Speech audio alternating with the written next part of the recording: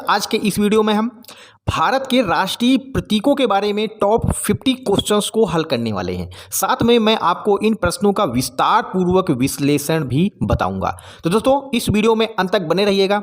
यह वीडियो बहुत ही महत्वपूर्ण होने वाला है आगामी प्रतियोगी परीक्षाओं के लिए। तो दोस्तों शुरू करते हैं वीडियो को। उसके पहले फ्रेंड्स, यदि आप मेरे यूट्यूब चैनल पर नए हैं तो दोस्तों इसको ज़्यादा से ज़्यादा लाइक, शेयर और सब्सक्राइब करें। दोस्तों आज के वीडियो का पहला प्रश्न है, भारत के राष्ट्रीय ध्वज तिरंगे को संविधान सभा ने कब अपनाया था?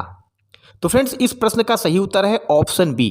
संविधान सभा के द्वारा तिरंगे को राष्ट्रीय ध्वज के रूप में 22 जुलाई 1947 को अपनाया गया था। और दोस्तों 15 अगस्त 1947 को हमारा प्यारा भारत आज़ाद हुआ था। 26 नवंबर 1949 को भारत के संविधान को अपनाया गया था। वहीं पर 26 जनवरी 1950 को भारत एक गणतंत्र देश के रूप में घोषित हुआ था। अगला प्रश्न है, तिरंगे की लंबाई, राष्ट्रीय जो ध्वज तिरंगा जो है उसका राष्ट्रीय ध्वज तिरंगे की लंबाई और चौड़ाई का अनुपात यानी रेशियो कितना होता है? तो दोस्तों इस प्रश्न का सही उत्तर है ऑप्शन सी, 3:2 लंबाई और चौड़ाई का अनुपात होता है जो हमारा भारत का राष्ट्रीय ध्वज तिरंगा है। राष्ट्रीय ध्वज तिरंगे में सफ़ेद रंग, दोस्तों राष्ट्रीय ध्वज तिरंगे में बीच में क्या है? सफ़ेद रंग है। उसका क्या अर्थ है? तो दोस्तों उसका अर्थ है शांति और सत्य, शांति और सत्य। तो ऑप्शन सी इस प्रश्न का सही उत्तर है। अगला प्रश्न है, तिरंगे में सबसे ऊपर जो केसरिया रंग है उस केसरिया रंग की पट्टी का अर्थ क्या है? दोस्तों तो केसरिया रंग की पट्टी का जो अर्थ है वह है दोस्तों त्याग और बलिदान। तो इस तरह से ऑप्शन डी इस प्रश्न का सही उत्तर है। जो हमारे भारत के राष्ट्रीय ध्वज तिरंगे में सबसे ऊपर जो पट्टी है केसरिया रंग की, उसका जो अर्थ है वह है त्याग और बलिदान। अगला प्रश्न है, राष्ट्रीय ध्वज के मध्य में जो चक्र है, आपने राष्ट्रीय ध्वज देखा होगा, उसके बीच में जो चक्र है उसमें कितनी तीलियां हैं? तो दोस्तों कई बार एग्जाम्स में पूछा जाता है कि जो राष्ट्रीय ध्वज के मध्य की पट्टी है सफ़ेद रंग, उसमें एक चक्र है जिसको सारनाथ के अशोक स्तंभ से लिया गया। यह नीले रंग का चक्र है और दोस्तों इसमें कुल 24 तीलियां हैं। कितनी? कुल 24 तीली हैं। अगला प्रश्न है, राष्ट्र ध्वज तिरंगे के मध्य में सफ़ेद पट्टी में स्थित चक्र को कहां से लिया गया है? तो जो नीले रंग का चक्र है दोस्तों उसको कहां से लिया गया है? सारनाथ स्थित अशोक स्तंभ से लिया गया है। सारनाथ स्थित अशोक स्तंभ से इस चक्र को लिया गया है। स्वतंत्रता के पश्चात पहली बार किसी विदेशी धरती पर तिरंगे को फहराया गया था। तो दोस्तों स्वतंत्रता के पश्चात सबसे पहले ऑस्ट्रेलिया में भारतीय तिरंगे को फहराया गया था। ऑस्ट्रेलिया में भारतीय तिरंगे को फहराया गया था सबसे पहले। जर्मनी में भारतीय तिरंगे को किसने फहराया था? तो दोस्तों मैडम भीकाजी कामा के द्वारा जर्मनी में भारतीय तिरंगे को आज़ादी के पहले फहराया गया था। कहाँ पर? जर्मनी में। दोस्तों राष्ट्रीय ध्वज से संबंधित यानी राष्ट्रीय ध्वज जो तिरंगा है दोस्तों उससे संबंधित कुछ और महत्वपूर्ण तथ्यों की जानकारी ले लेते हैं। भारत का जो राष्ट्रीय ध्वज है उसको तिरंगा कहा जाता है। संविधान सभा ने 22 जुलाई 1947 को राष्ट्रीय ध्वज यानी तिरंगे को अपनाया था। और दोस्तों तिरंगे में सबसे ऊपर केसरिया रंग, मध्य में सफ़ेद रंग और सबसे नीचे है क्या? हरा रंग। और इसकी जो मध्य में सफ़ेद पट्टी है उसमें नीले रंग का एक चक्र है जिसमें कितनी है? 24 तीलियां हैं। और दोस्तों तिरंगे की जो तीनों पट्टियां हैं उसमें केसरिया रंग का जो अर्थ है वह है साहस और बलिदान, सफ़ेद रंग का जो अर्थ है सत्य और शांति, और हरे रंग का जो अर्थ है वह है विकास, उर्वरता और खुशहाली। तो इन तीनों रंगों का जो महत्व है उसको आप याद रखिएगा, एग्जाम्स के लिहाज से इंपॉर्टेंट है। राष्ट्रीय ध्वज की जो लंबाई और चौड़ाई का जो अनुपात होता है वह होता है 3:2। राष्ट्रीय ध्वज में जो नीले रंग की 24 तीलियों वाला अशोक चक्र है वह देश को धर्म और ईमानदारी से उन्नति की ओर ले जाने की प्रेरणा देता है। ये जो नीले रंग का चक्र है, जो नीले रंग का चक्र है दोस्तों ये सारनाथ स्थित अशोक स्तंभ से लिया गया है। कहाँ से? सारनाथ में जो हमारा अशोक स्तंभ है वहाँ से इसको लिया गया है। अगला प्रश्न है, जनगण मन जो कि भारत का क्या है? निम्नलिखित में से किससे संबंधित है? दोस्तों जनगण मन भारत का क्या है? राष्ट्रगान है। नेशनल एंथम जो है भारत का वह है जनगण मन। तो दोस्तों अगला प्रश्न है, भारत के राष्ट्रगान की रचना निम्नलिखित में से किसने किया था? तो जो हमारा नेशनल एंथम है दोस्तों, इसकी रचना रविंद्रनाथ टैगोर ने किया था। भारत के सबसे पहले नोबेल पुरस्कार विजेता थे रविंद्रनाथ टैगोर। इन्होंने ही भारत के राष्ट्रगान की रचना किया है। भारत का जो नेशनल एंथम है, राष्ट्रगान है, उसमें दोस्तों कुल कितनी पंक्तियां हैं? तो फ्रेंड्स इसमें कुल 13 पंक्तियां हैं। कितनी हैं? 13 पंक्तियां हैं। ऑप्शन सी इस प्रश्न का सही उत्तर है। अगला प्रश्न है, राष्ट्रगान जो जनगण मन है उसके गायन का समय कितना होता है? जो हमारा नेशनल एंथम होता है दोस्तों, इसको कितने समय के भीतर गाना होता है? तो दोस्तों इसको गायन का जो समय है वह है 52 सेकेंड, 52 सेकेंड में इसको गाया जाता है। अगला प्रश्न है,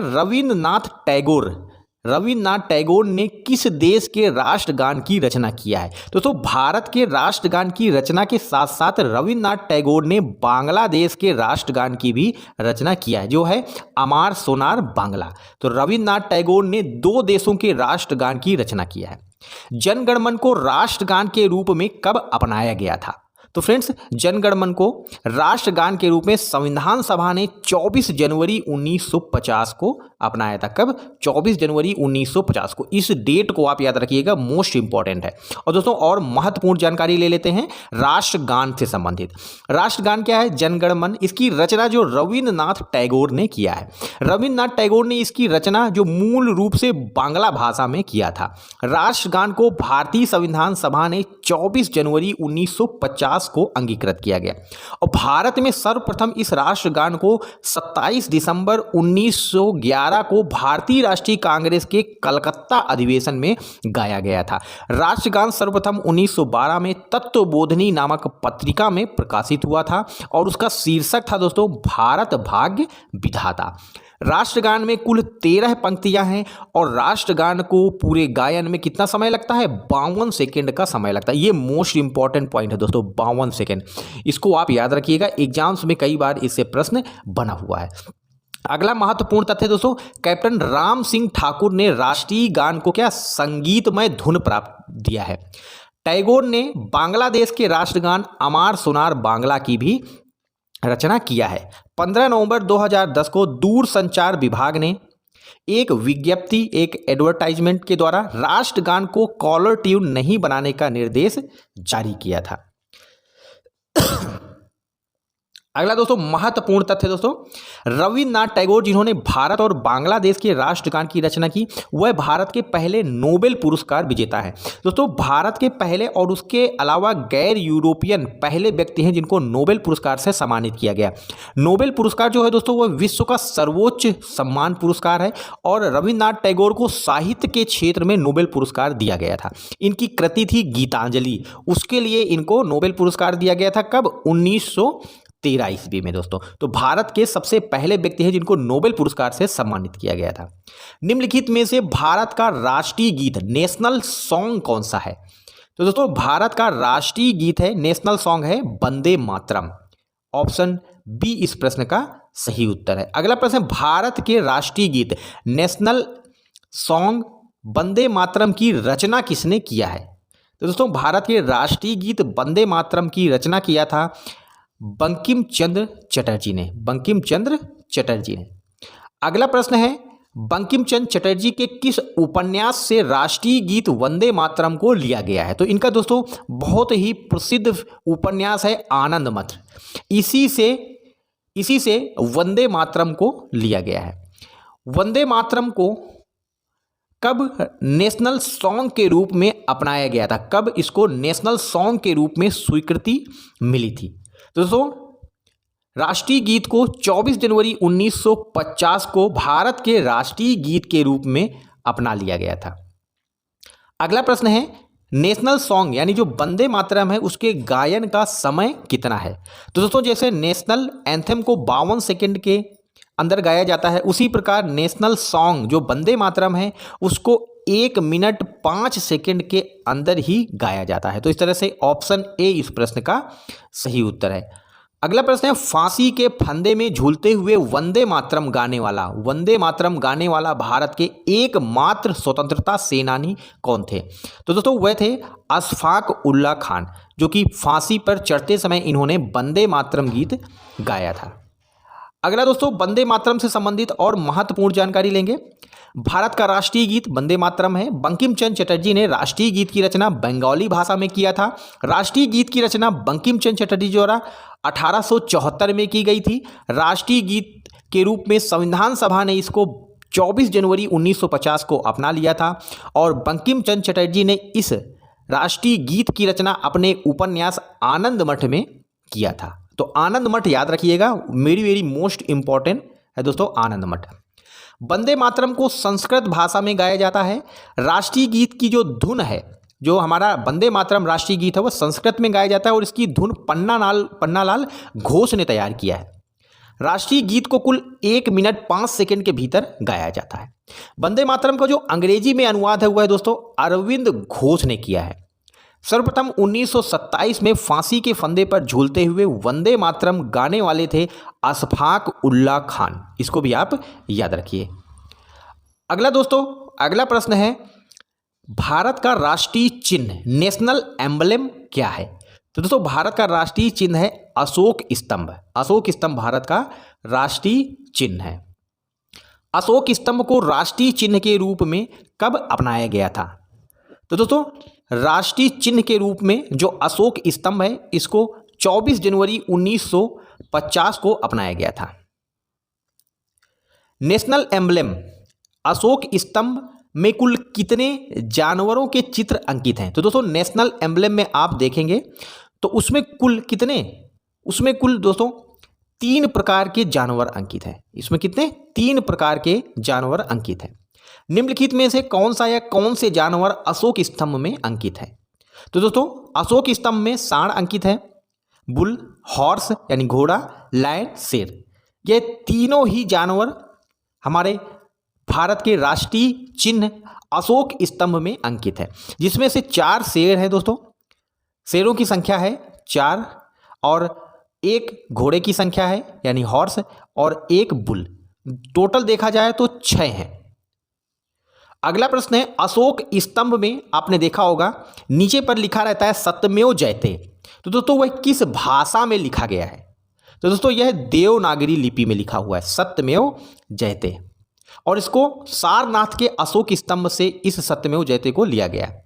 राष्ट्रीय चिन्ह में जो अंकित सत्यमेव जयते है उसका स्रोत क्या है? तो दोस्तों उसको जो राष्ट्रीय चिन्ह जो सत्यमेव जयते है उसका स्रोत है मुंडोक उपनिषद, यानी कि यह मुंडोक उपनिषद से लिया गया है। अगला प्रश्न है राष्ट्रीय चिन्ह यानी नेशनल एम्बलम को कहां से लिया गया है? तो दोस्तों इसको सारनाथ से लिया गया है। सारनाथ से इसको लिया गया है। राष्ट्रीय चिन्ह अशोक स्तंभ में जो सांड है वह किसका द्योतक है, यानी वह किसका प्रतीक है? तो राष्ट्रीय चिन्ह में जो दोस्तों बुल है वह भारत की अर्थव्यवस्था को बताता है कि भारत की अर्थव्यवस्था एक कृषि अर्थव्यवस्था है। कैसी अर्थव्यवस्था है? कृषि अर्थव्यवस्था है। अगला प्रश्न है अशोक स्तंभ में जो अंकित है लायन, कितने? 4 शेर उसमें अंकित हैं, वह किसका प्रतीक है? तो दोस्तों जो लायन है वह साहस, शौर्य और निर्भीकता, इन तीनों का ही प्रतीक है जो अशोक स्तंभ में चारों दिशाओं में लायन है दोस्तों। इसके बारे में और विस्तार से जानकारी लेंगे दोस्तों। भारत का राष्ट्रीय चिन्ह अशोक स्तंभ, सरकार ने इसको 26 जनवरी 1950 को अपनाया था। सारनाथ में स्थित अशोक स्तंभ है उसको राष्ट्रीय चिन्ह के रूप में स्वीकार किया गया था। इसमें देखिए दोस्तों 4 शेर हैं, वह चारों दिशाओं में देख रहे हैं। उसके अलावा इसके मध्य में क्या है? एक चक्र है, जिसमें 24 तीलियां हैं। इसके साथ साथ दोस्तों इसके बाएं सिरे पर क्या है? सांड, बुल है। उसके बाद इसके दाहिने सिरे पर है हॉर्स। तो आप इसको याद रखिए। और इसके जो सबसे नीचे पर क्या लिखा हुआ है? इसमें सबसे नीचे लिखा हुआ है दोस्तों सत्यमेव जयते। तो आप इसको याद रखिएगा, वेरी मोस्ट इंपॉर्टेंट दोस्तों ये इमेज है। इमेज का अध्ययन बहुत आवश्यक है। अशोक स्तंभ में नीचे की ओर अंकित पट्टी के नीचे एक चक्र है और दाईं ओर एक सांड है और बाईं ओर एक घोड़ा है।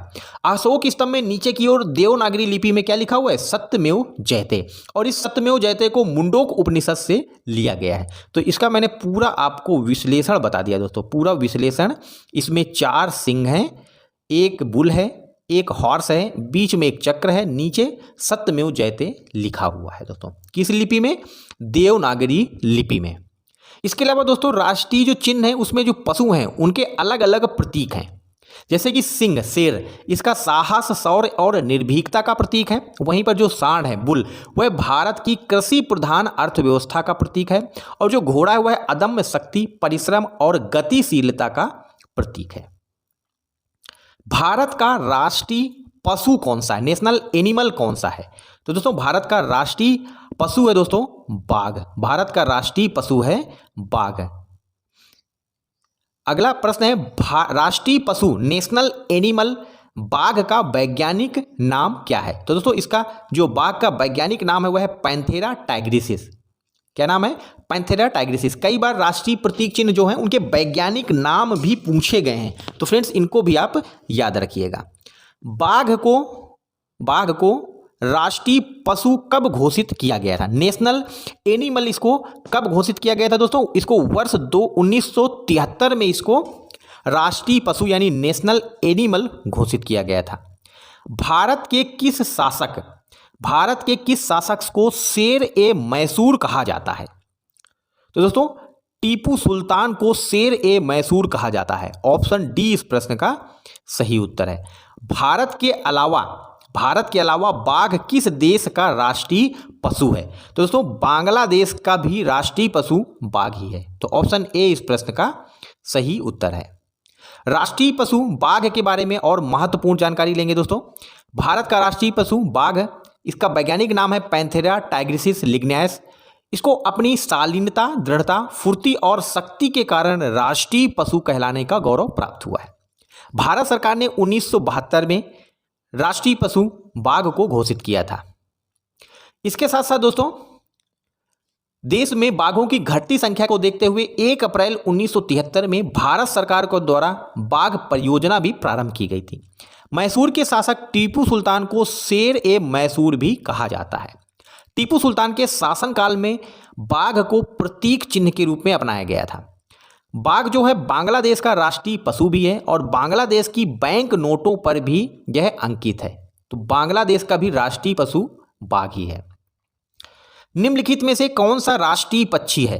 नेशनल बर्ड, भारत का जो राष्ट्रीय पक्षी वह कौन है दोस्तों? मयूर, पीकॉक भारत का राष्ट्रीय पक्षी है। ऑप्शन सी इस प्रश्न का सही उत्तर है। राष्ट्रीय पक्षी मयूर का जीव वैज्ञानिक नाम क्या है? तो फ्रेंड्स इस प्रश्न का सही उत्तर है ऑप्शन ए पाओ क्रिस्टेसस। हमारा जो नेशनल बर्ड मयूर है उसका जीव वैज्ञानिक नाम है। मोर को किस वर्ष राष्ट्रीय पक्षी के रूप में मान्यता मिली थी? तो फ्रेंड्स मोर को भी राष्ट्रीय पक्षी के रूप में मान्यता वर्ष 1963 में मिली थी। 1963 में राष्ट्रीय पक्षी के रूप में मान्यता मिली थी।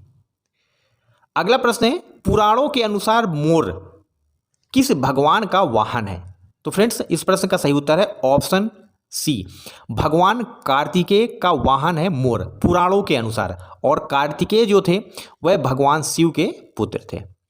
अगला प्रश्न है, उसके पहले कुछ और महत्वपूर्ण जानकारी लेंगे दोस्तों। राष्ट्रीय पक्षी पीकॉक के बारे में भारत सरकार ने 26 जनवरी 1963 को इसको राष्ट्रीय पक्षी घोषित किया। वैज्ञानिक नाम है पाओ क्रिस्टेसस। वैज्ञानिक नाम क्या है? पाओ क्रिस्टेसस। भारतीय वन्य प्रणाली सुरक्षा अधिनियम 1912 के अंतर्गत इसे पूर्ण संरक्षण प्राप्त है। राष्ट्रीय पक्षी मोर को मारना कानूनी अपराध घोषित है। भारतीय पुराण के अनुसार मोर भगवान कार्तिकेय का वाहन है। भारत का राष्ट्रीय फूल नेशनल फ्लावर ऑफ इंडिया क्या है? तो दोस्तों कमल, लोटस का फूल भारत का राष्ट्रीय पुष्प है। ऑप्शन डी इस प्रश्न का सही उत्तर है। राष्ट्रीय पुष्प कमल का वैज्ञानिक नाम, साइंटिफिक नेम क्या है? तो फ्रेंड्स इसका जो साइंटिफिक नेम है वह है नीलंबो न्यूसीफेरा। ऑप्शन डी इस प्रश्न का सही उत्तर है। राष्ट्रीय पुष्प जो नेशनल फ्लावर लोटस का यानी कमल का जो वैज्ञानिक नाम है वह है नीलंबो न्यूसीफेरा। भारतीय पुराण के अनुसार देवी देवताओं की स्थिति, किस देवी देवताओं की स्थिति कमल पे है? तो फ्रेंड्स इस प्रश्न का सही उत्तर है ऑप्शन डी। भारतीय पुराणों के अनुसार ब्रह्मा, लक्ष्मी और सरस्वती, इन तीनों ही देवी देवताओं की जो स्थिति है वह कमल में है। कुछ महत्वपूर्ण और जानकारी लेंगे दोस्तों। भारत का राष्ट्रीय पुष्प कमल है। वैज्ञानिक नाम है नीलंबो न्यूसीफेरा। प्राचीन काल से ही इसे भारतीय संस्कृति का मांगलिक प्रतीक माना जाता है। और ब्रह्मा, लक्ष्मी और सरस्वती इन देवी देवताओं की जो स्थिति है वह कहाँ पर है? कमल में है। अगला प्रश्न है, भारत का राष्ट्रीय वृक्ष नेशनल ट्री कौन सा है? तो फ्रेंड्स इस प्रश्न का सही उत्तर है ऑप्शन सी, बरगद का पेड़ भारत का राष्ट्रीय वृक्ष है। नेशनल ट्री है बनियान ट्री। अगला प्रश्न है, भारत का जो राष्ट्रीय पेड़ बरगद है, बनियान ट्री है, उसका वैज्ञानिक नाम क्या है? तो दोस्तों इसका वैज्ञानिक नाम है फिकस बेंगालेंसिस। ऑप्शन ए इस प्रश्न का सही उत्तर है। बनियान ट्री का जो वैज्ञानिक नाम है वह है फिकस बेंगालेंसिस। राष्ट्रीय वृक्ष बरगद के बारे में कुछ और महत्वपूर्ण जानकारी लेंगे। भारत का राष्ट्रीय वृक्ष बरगद है, वैज्ञानिक नाम फाइकस बेंगालेंसिस। हिंदुओं का यह पवित्र वृक्ष है, कई जगह पर इसकी पूजा भी की जाती है, वट वृक्ष पूजा। यह रात्रि में ऑक्सीजन छोड़ता है। जनवरी से मार्च तक बरगद का पुष्पकाल होता है। यह एक बहुवर्षीय विशाल घना एवं फैला हुआ वृक्ष होता है। बरगद जितनी जो गहरी जड़ें हैं वह किसी और वृक्ष की नहीं होती, यानी इसकी जो जड़ें हैं वह बहुत गहराई तक जाती हैं। बरगद के पेड़ से दूध जैसा एक रस निकलता है जिसको क्या कहा जाता है? लेटेक्स कहा जाता है। इसको लेटेक्स भी कहा जाता है। भारत का राष्ट्रीय फल नेशनल फ्रूट का क्या नाम है? तो फ्रेंड्स भारत का जो राष्ट्रीय फल है वह है आम, जिसको फलों का राजा भी कहा जाता है, यानी भारत का जो नेशनल फ्रूट है वह है मैंगो। भारत का राष्ट्रीय फल आम का वैज्ञानिक नाम, साइंटिफिक नेम क्या है? दोस्तों इसका वैज्ञानिक नाम है मैग्नीफेरा इंडिका। जो नेशनल फ्रूट है मैंगो, उसका वैज्ञानिक नाम है मैग्नीफेरा इंडिका। कुछ और महत्वपूर्ण जानकारी दोस्तों भारत के राष्ट्रीय फ्रूट के बारे में। भारत का राष्ट्रीय फ्रूट मैंगो, वैज्ञानिक नाम मैग्नीफेरा इंडिका। भारत में आम को फलों का राजा कहा जाता है। वेदों में आम को विलासिता का प्रतीक माना जाता है। और आम में ए, सी और डी यह विटामिन जो है प्रचुर मात्रा में पाई जाती है, यानी कि इसमें 3 प्रकार की महत्वपूर्ण विटामिन पाई जाती हैं। भारत का राष्ट्रीय खेल नेशनल स्पोर्ट्स कौन सा है? तो दोस्तों हॉकी भारत का राष्ट्रीय खेल है। हॉकी जो है वह भारत का राष्ट्रीय खेल है। भारत के किस खिलाड़ी को हॉकी का जादूगर कहा जाता है? तो फ्रेंड्स मेजर ध्यानचंद को हॉकी का जादूगर कहा जाता है। मेजर ध्यानचंद को हॉकी का जादूगर कहा जाता है। और दोस्तों मेजर ध्यानचंद का जो जन्मदिन है वह भारत में राष्ट्रीय खेल दिवस के रूप में मनाया जाता है। भारत का राष्ट्रीय खेल हॉकी है। हॉकी की एक टीम में 11 खिलाड़ी होते हैं। मेजर ध्यानचंद को हॉकी का जादूगर कहा जाता है। हॉकी स्टिक की जो लंबाई है वह है 91 सेंटीमीटर और जो गेंद है जिससे खेला जाता है उसकी जो वजन है वह है 155 ग्राम। मेजर ध्यानचंद का जो जन्मदिन है 29 अगस्त वह राष्ट्रीय खेल दिवस के रूप में मनाया जाता है। भारत की राष्ट्रीय नदी नेशनल रिवर कौन सी है? तो फ्रेंड्स भारत की सबसे लंबी नदी गंगा नदी, यह भारत की राष्ट्रीय नदी है, नेशनल रिवर है। अगला प्रश्न है, राष्ट्रीय नदी गंगा को भारत की राष्ट्रीय नदी का दर्जा कब प्राप्त हुआ था? तो दोस्तों इसको वर्ष 2008 में गंगा नदी को राष्ट्रीय नदी का दर्जा प्राप्त हुआ था। इसके बारे में और महत्वपूर्ण जानकारी लेंगे दोस्तों। भारत सरकार ने 4 नवंबर 2008 को गंगा को राष्ट्रीय नदी घोषित किया था। यह नदी गंगोत्री हिमनद के गोमुख नामक स्थान से निकलती है और गंगा नदी की जो लंबाई है वह है 2525। यह भारत की सबसे लंबी नदी है। इसकी सहायक नदियां हैं यमुना, सोन, टॉन्स, पुनपुन, गोमती, घाघरा, गंडक, कोसी और महानंदा। ये इसकी क्या है? सहायक नदियां हैं। दोस्तों गंगा नदी क्या है? उत्तराखंड में निकलती है।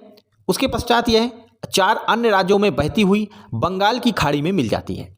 उत्तराखंड से निकलती है, उसके पश्चात उत्तर प्रदेश, फिर बिहार, फिर झारखंड, फिर पश्चिम बंगाल। पश्चिम बंगाल के पश्चात दोस्तों ये जो गंगा नदी है वह बांग्लादेश में प्रवेश करती है और बांग्लादेश में इसको पद्मा के नाम से जाना जाता है। इसको बांग्लादेश में कौन सी नदी कहते हैं? पद्मा नदी। और अंत में यह बंगाल की खाड़ी में मिल जाती है। अगला प्रश्न है, भारत का राष्ट्रीय जलीय जीव नेशनल एक्वेटिक एनिमल कौन सा है? तो दोस्तों गंगा में पाई जाने वाली जो डॉल्फिन है वह भारत की राष्ट्रीय जलीय जीव है।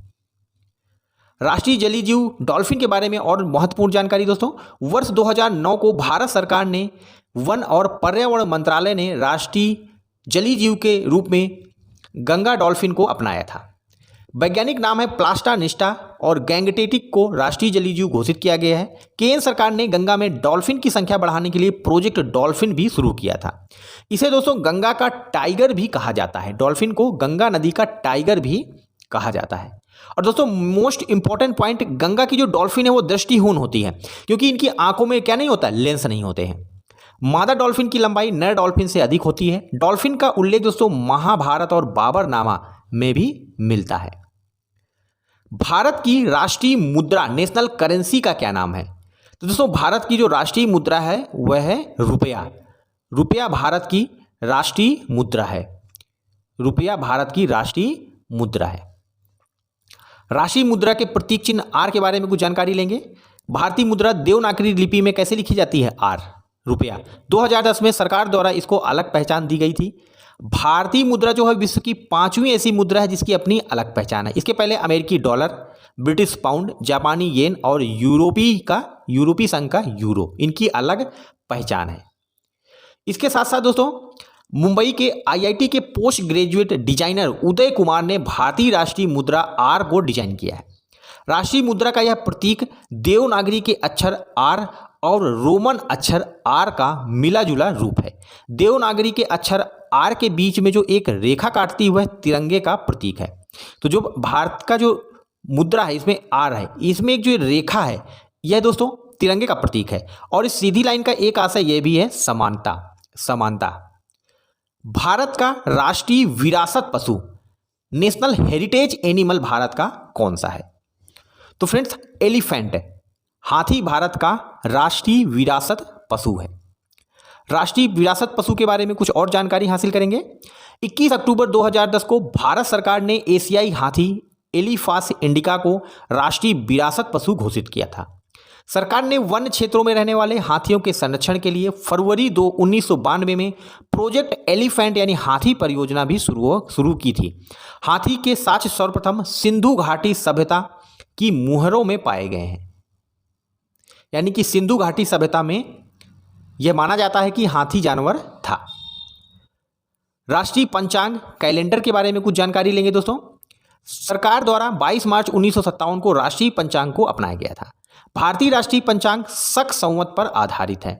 इसका प्रथम महीना चैत्र में है जो कि अंग्रेजी में 22 मार्च की तारीख को प्रारंभ होता है और अंतिम महीना फाल्गुन है जो कि फरवरी माह होता है ग्रिगोरियन कैलेंडर के अनुसार।